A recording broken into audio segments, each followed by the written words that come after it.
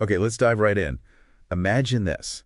You turn on your TV, state television, Yeah. and there's this urgent message Yeah. telling everyone, delete WhatsApp right now, Wow, just like that? Delete 'em. immediately. And the reason they claimed WhatsApp is like vacuuming up user info. User information, what kind? Everything, your last location, who you talk to, even tagged with names, and sending it all straight to Israel. Okay, that is quite the accusation, especially between those two countries. Exactly.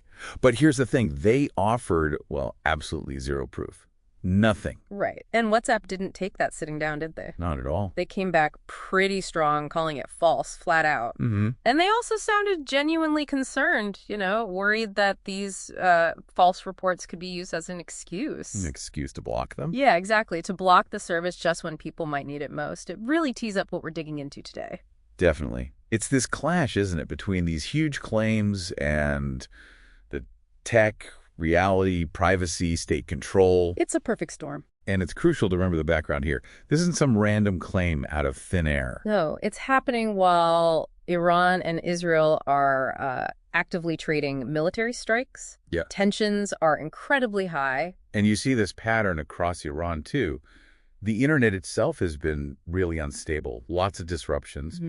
And many people, their officials, experts, ordinary citizens, they think the government is probably throttling access. To control the narrative. Limit news about the strikes. That seems to be the thinking. Limit information flow, maybe prevent coordination, and also perhaps fear of cyber attacks from Israel. So restricting communication tools like WhatsApp fits right into that playbook, unfortunately. It does. It's a classic move when governments want to clamp down on information.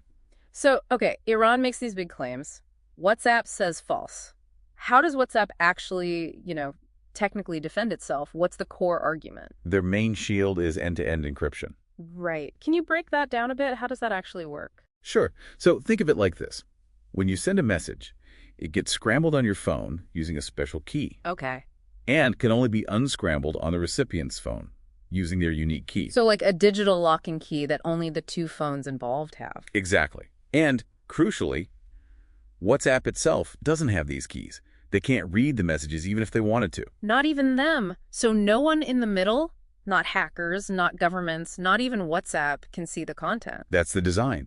They've been really explicit. They don't track your precise location. They don't monitor message content. And they definitely don't just hand over bulk data to governments. They said that very clearly.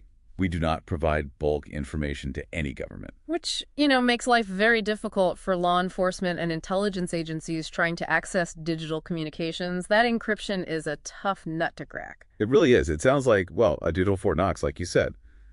Super secure. Pretty much. But hang on, we always hear about, sophisticated actors finding ways around things. Is it truly foolproof? Could governments maybe exploit something else, like the phone itself? That's a really good point. The encryption of the message in transit is incredibly strong. That part is solid. Okay. But the weak points are often at the ends, the devices themselves.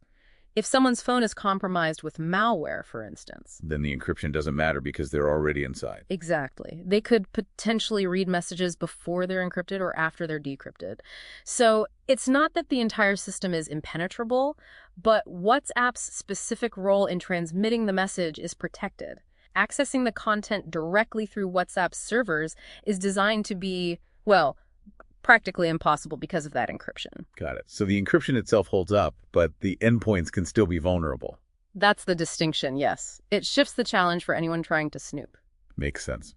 So stepping back, this whole incident, it really throws a spotlight on this global tension, doesn't it? It's national security concerns, or at least claims of national security concerns, bumping right up against fundamental digital privacy. Especially with apps we all use every day. Right. And the security features like encryption that are built into them. It's a constant push and pull between state interests and individual rights online. So it really leaves you thinking, doesn't it? Our digital lives, our Yeah. privacy.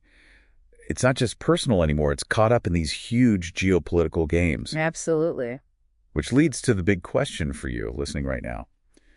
In situations like this, how do you balance trust? Trust in the tech, trust in governments, especially when national security is invoked. And what does this constant struggle mean for, the free flow of information around the world? Something to think about.